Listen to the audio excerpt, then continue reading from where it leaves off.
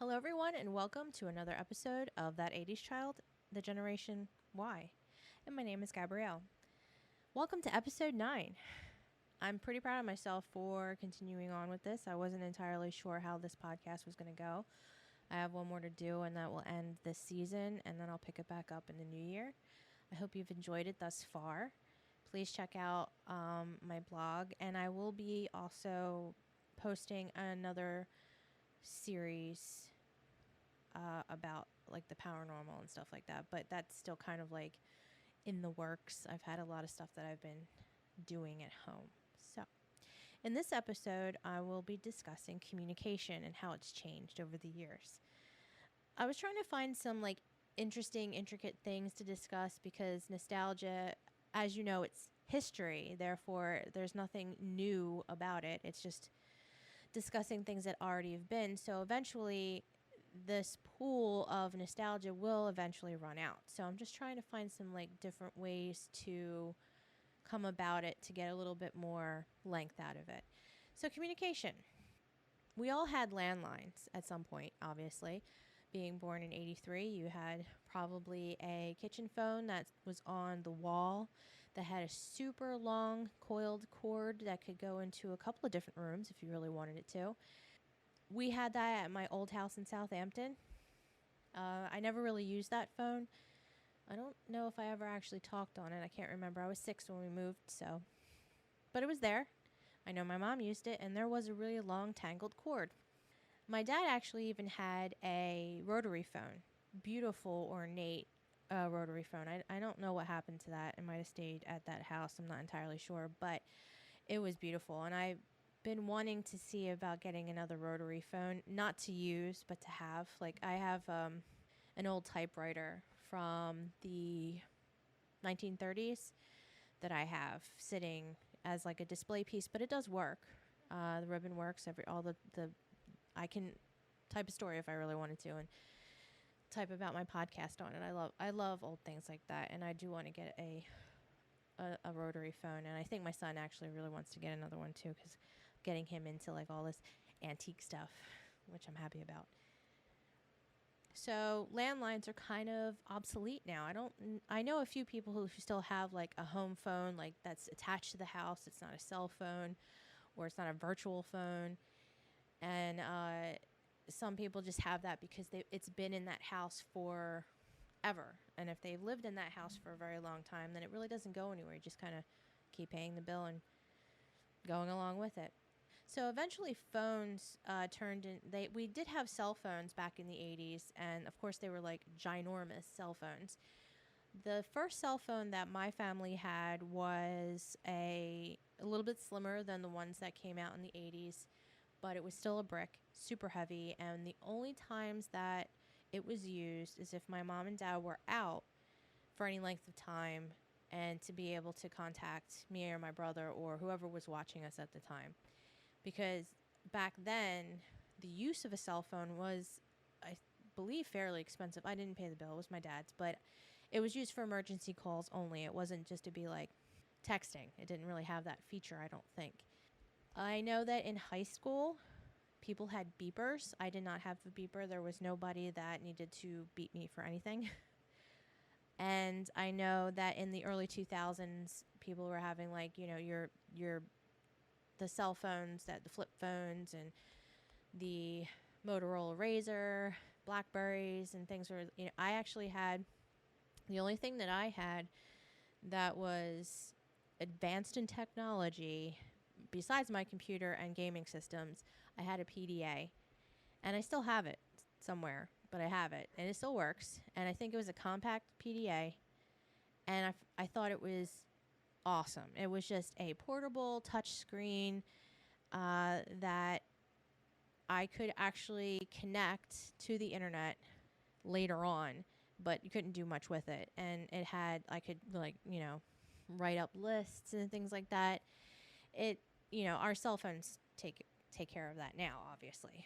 But when I had that, and I was like, this is the best. Besides landlines and cell phones and what we have today, and beepers, we had your good old-fashioned snail mail. And I know that when I was younger, I had pen pals. And I had quite a few. I had one in Australia, I had one in England, and I think I had one that was in Africa as well, but I just don't know exactly which country. I can't remember, but I did have a few, and I really, really, really enjoyed that because we would get pictures of the people who we were talking to. You can see how the culture was different and how their writing was. Oh, I had one in France too, and just the language. It was just really, really cool to have that back and forth. And I loved getting letters. I used to write my niece letters. My niece is pretty much the same age as me. I'm like a few months older than her. I know it's a little odd. We're like cousins more than anything. So I used to write her letters when we were close.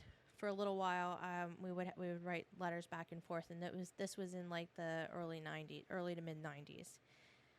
So I do actually miss getting letters. I still write on pen and paper. I know a lot of people don't actually.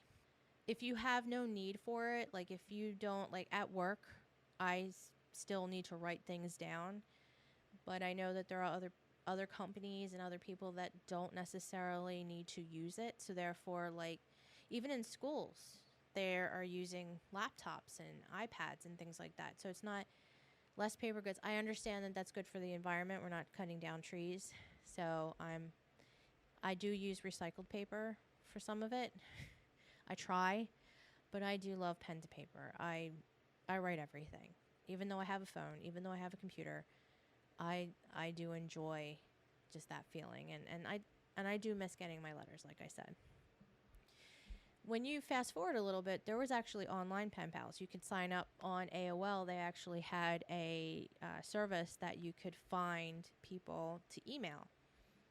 So it was like a virtual pen pal, which I did for a little while, and then I kind of just went away I don't know what happened to that.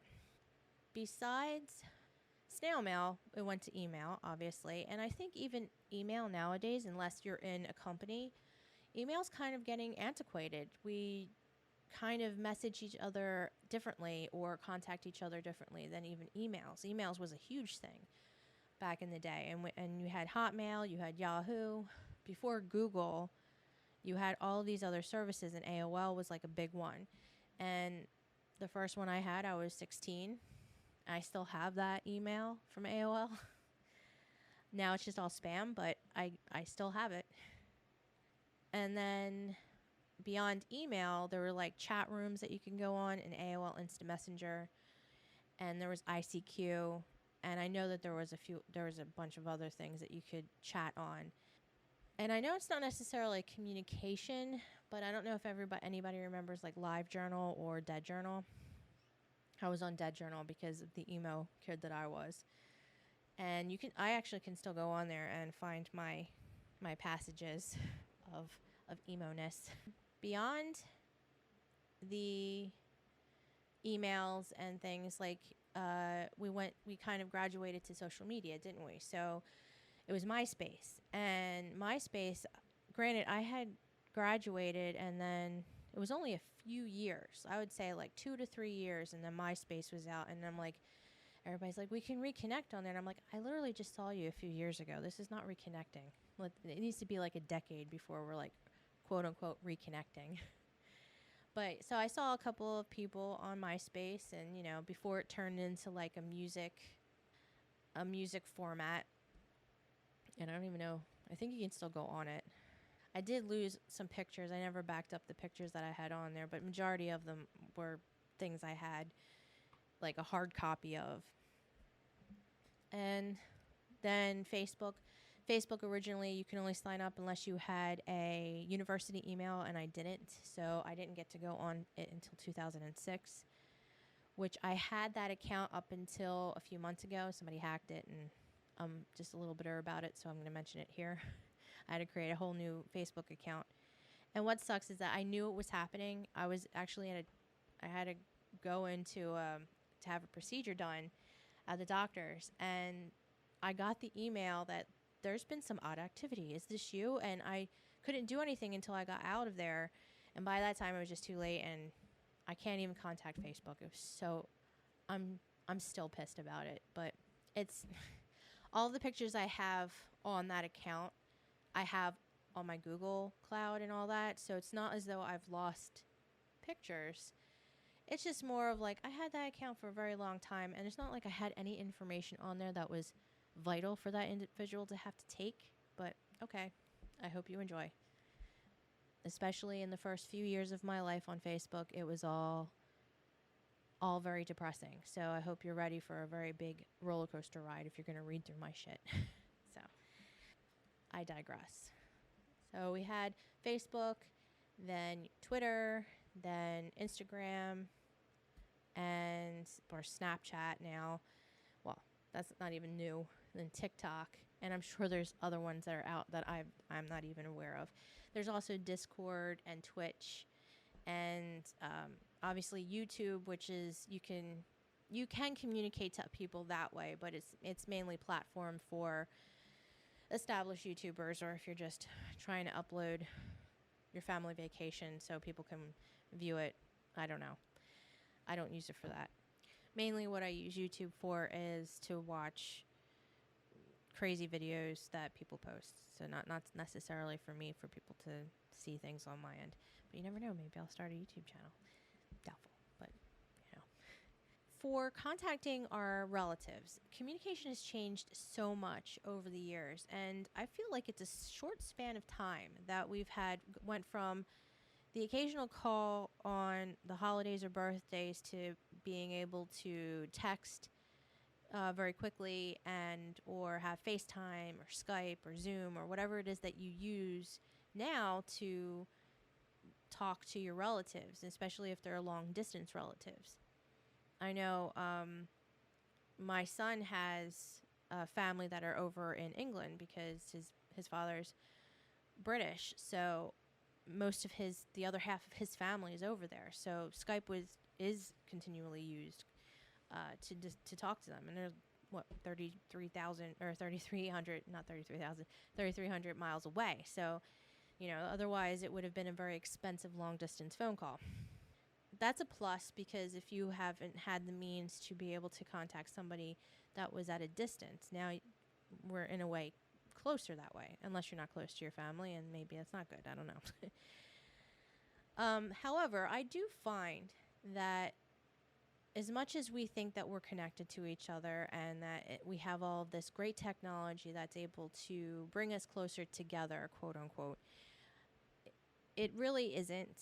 I feel like especially on social media, we're all kind of guilty of posting what we want people to see. So all the happy photos, all the vacation photos, all the look what I got photos, or look where we were able to go with our family. And maybe not maybe not in the first 3 to 4 years of my Facebook account. I will tell you how it is that my life was shit and I hated it. But now I'll most of my stuff on Facebook now is just promoting my blog or the podcast, just because it's I went the route of, look at my kid. I didn't even post that many pictures of my son, and it's not that I don't love him. It's just more of this is my life. I don't need you to see every little freaking detail. I'm just going to, look at this beautiful sky. Isn't it great? Or, we just got a puppy. Look at this. Or I'm making cookies. Look at the batter, or some stupid, whatever it is. I've kind of done a few little things like that on my Facebook, the new one that I've made, but I'm kind of pulling back on the more personal side of that. It's just more of I just look at the cool stuff that I'm making, or at least I think it's cool. You can laugh at me. I don't give a crap. If it's entertaining in some way, please enjoy. And here you go. And here are the links. Check that out. So I'm kind of using it in that capacity rather than it being here's my family and we're all happy, but really we're not. But I'm only showing you one side of the coin. So, yeah. So I really don't, I actually have a love-hate relationship with social media. I use it because I know that I can get the word out for things, but I also really hate it because it's just a soapbox for people who don't otherwise have a voice anywhere else, or they're just too scared to do it in real life. So And that's all I will say about that. I don't need to talk about like controversial topics, even though I know it's not that controversial. Everybody has an opinion about it, and that's mine. So moving on from the social media stuff, I don't know if I'm sure now. I don't know what kids do nowadays in classes, but I know that for communication, because we didn't have cell phones to text each other from across the room, we would fold up notes and have it passed around, or do the little football thing and flick it to the person. I don't know. I never got notes, so I was usually that middle person who ends up having to pass it and then get in trouble if I get caught by doing it. It's just like, are you passing? No, I'm like, has nothing to do with me because I have no friends. So do not tell me it's my fault. So, yeah. But then, again, that's a whole thing about written word. I really don't feel like people do that as much anymore. And it's actually kind of sad because I hear, I say kids, and they're nearly half my age. Ugh. Ugh. I call them kids, but they're really not. They're in their mid to late 20s. And they're telling me that they can't read cursive writing. And, and everything I do, minus the work that I do at work, which is all usually printed, mainly because I want to make sure they understand what I'm saying. And now that I know that half of them can't read cursive writing, everything else I do is in cursive.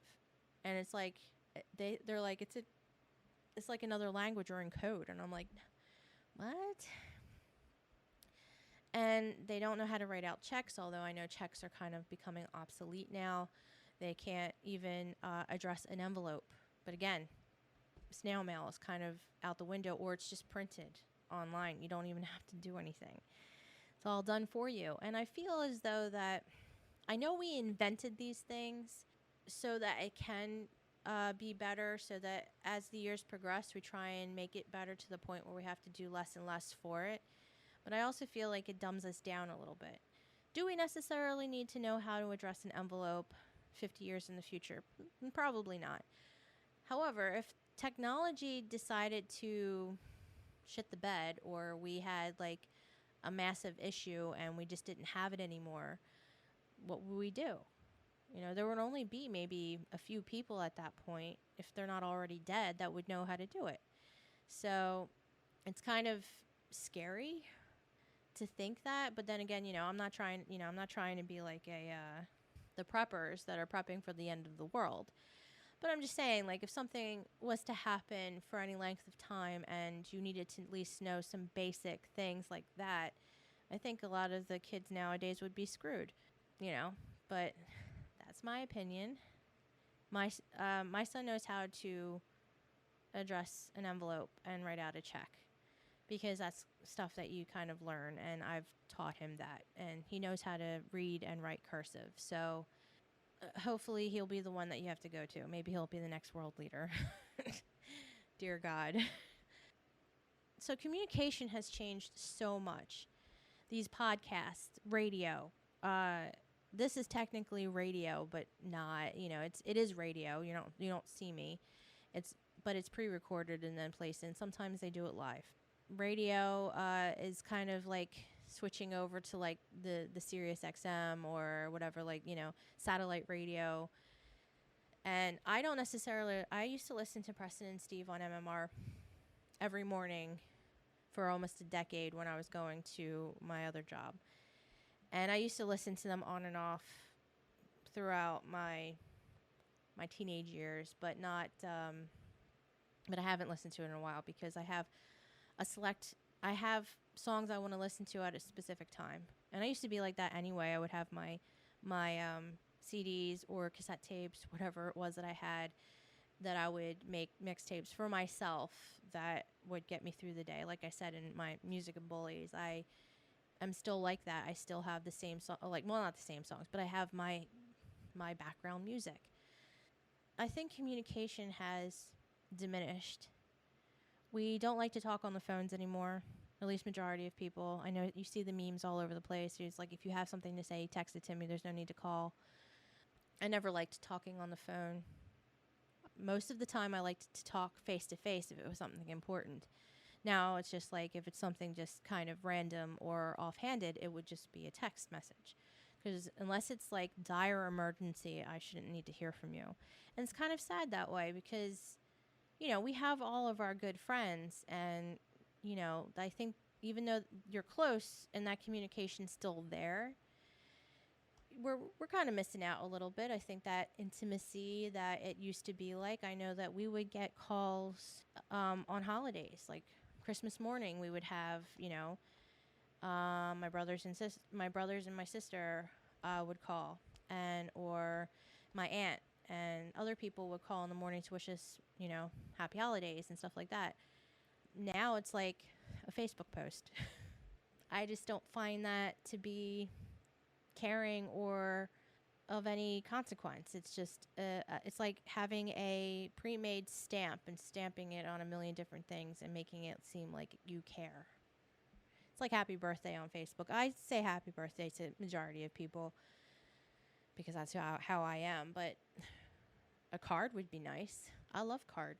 I know not a lot of people do, but I just don't think that it's as heartfelt as if you were to actually get a call and say, hey, happy birthday, or hey, Merry Christmas, or happy holidays, or whatever. And I just think that communication is lacking in this very communication-oriented world that we live in. Yes, we can get news at a drop of a hat, and you can get it within a split second of it happening. If J-Lo or Ben Affleck, who are now going out, if they farted, you would know about it right after it left their asses. I don't necessarily care. And do we necessarily need it to be that fast? I get it when it's something like war or a horrible bad news, unfortunately. And we kind of want to know what's going on, so we're aware of those things. But beyond that, we need to just calm down. But at the same time, kind of come back together like we used to be. But I know that's kind of like a pipe dream for me, because we always dream of what we don't have, or we always wish it was the way it was when we were younger. Like my mom would always say how it was when she was younger, and now I'm saying how it was when I was younger, and I'm sure my son will be the same way. So we're always wanting it to be the way it was. And in some circumstances, I agree. Like as you all know, I will never want to repeat school. I would never want to be the way I was before now, because I think I've grown a lot emotionally, and everything, physically. But it's, I don't know, like when you're younger and you have your family and you're in that lovely, safe bubble, that's what you want, unless you didn't have that. And I'm very, very sorry if you didn't. And I kind of, was actually just writing about something regarding that concept of a safe bubble. So that's how I'm like getting it as a reference.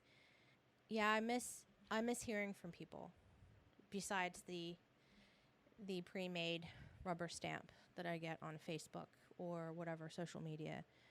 I do miss hearing people's voices, and I do miss seeing people. And as much as I might say otherwise on a normal basis of like, I don't need anybody, I'm fine by myself, deep down I'm not.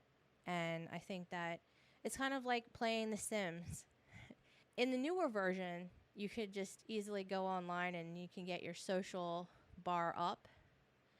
But I think it doesn't go up as fast as if you were talking to somebody face to face. So I think that's actually kind of a true example of what it would be like in real life.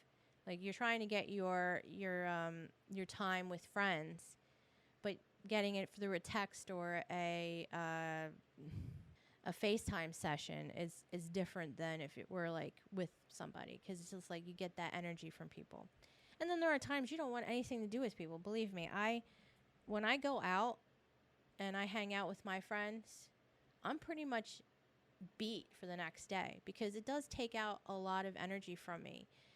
And just because it's like having to be entertained and entertaining and consistently aware of what's being talked about and having a response to that. It's very mentally draining.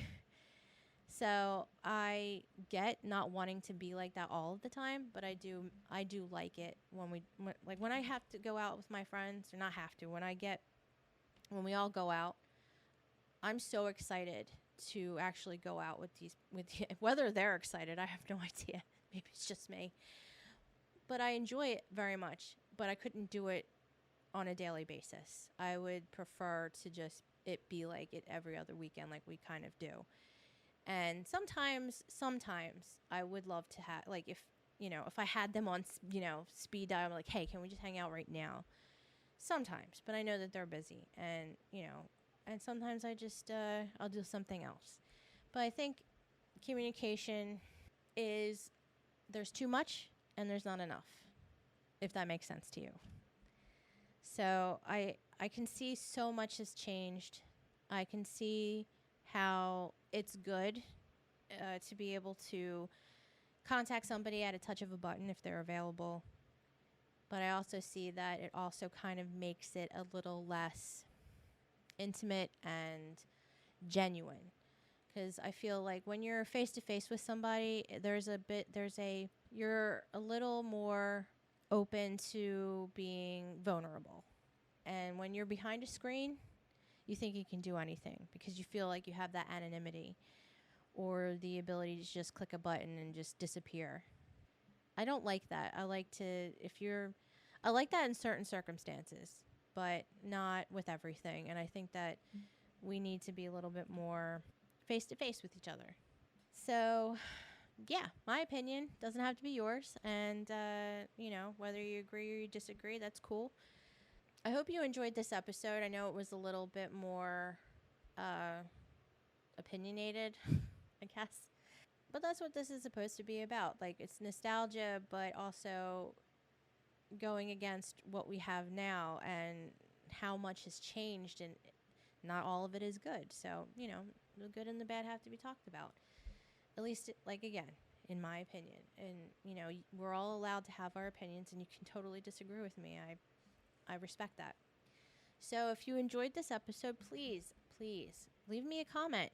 I would love to hear what you think about these. If you think it's crap, if you think I should talk about something in particular, I'm very much open to suggestions and how I can make it better, because that's all I'm trying to do is grow and get better at this.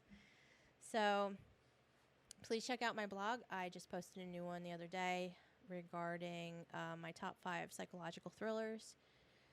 I'm trying to do a little bit of a mix-up of, thoughtful blog posts and then like top 5 or lists and things of that sort. Because like I said in my other previous podcasts, I know that I enjoy writing the blogs probably more than doing the podcast itself, because I just love to write. And if I find a topic to write about, it helps me get ideas and inspiration for other things that I'm working on. So this is great. I'm enjoying myself. If you're not, I'm sorry. But I hope that you do at least get some laugh out of this, or just something of interest. So please comment, like, follow, subscribe, whatever it is that you got to do. You can find these podcasts on my website, GabrielleCataldi.com, along with my blogs. And I will be actually posting on my website. I am working on a short story, and I think I'll actually be finished it. And I'm going to try, not try, I'm going to be copywriting it and self-publishing. So there might be something out there that actually has a published Gabrielle Cataldi piece. So, and it's literally a dream of mine. So if I can get this done and do it, I'll be celebrating for a very long time. It's my crowning achievement, but not even to be popular. It's just to be published at this point. So anyhow, you can also get these podcasts on Spotify, Apple, anywhere, Google, anywhere you get the podcasts. So you don't necessarily have to listen to it through my website. If that's how you got to this, you can add it to your Spotify playlist and listen to all my previous 8 episodes plus the introduction. So I'll have one more episode after this, and then I'll be done for a little while, give myself a break because I do have school that I'm doing forensic psychology and readings and drama. So we've been watching a lot of Hamlet, so that's fun. And I love forensic psychology. That I'm actually really enjoying that. Having to read some case studies and how the defendants and all that are like psychologically profiled. It's fascinating. But anyhow, I hope you enjoyed, and I hope you'll listen to the rest. And again, please comment. I'd really love to hear from you, and see who's actually listening. Would love to meet the people who are listening and reading or whatever. So I know some of them are probably friends and families, but that's fine. I love you. So thank you so much, and I hope you're enjoying them. So this is Gabrielle signing off for That 80s Child, The Generation Y. Bye.